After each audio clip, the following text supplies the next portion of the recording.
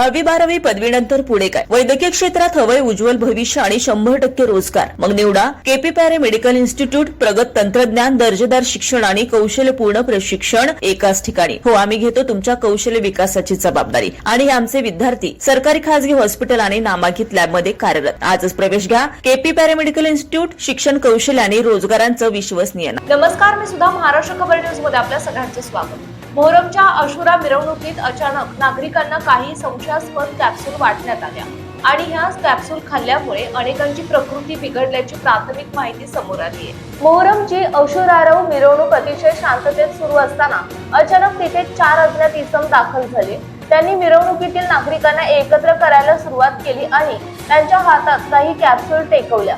मिरवणुकीमध्ये सहभागी असलेल्या एका जागरूक महिलेला या प्रकाराचा संशय आला. तिने त्या व्यक्तींकडे थेट चौकशी केली. त्यावर त्या इस्मांनी सांगितलं की हे इम्युनिटी बूस्टर असून यामुळे आरोग्य चांगलं राहतं.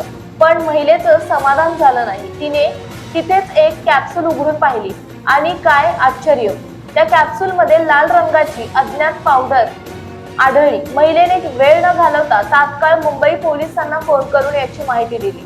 माहिती मिळताच भायखळा पोलीस ठाण्याचे पथक ऍक्शन मोडमध्ये आले आणि त्यांनी घटनास्थळावर धाव घेतली.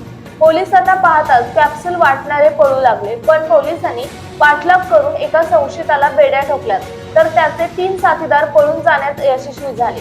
पोलिसांना त्यांच्याकडून मोठ्या प्रमाणात कॅप्सूलचा साठा जप्त केलाय.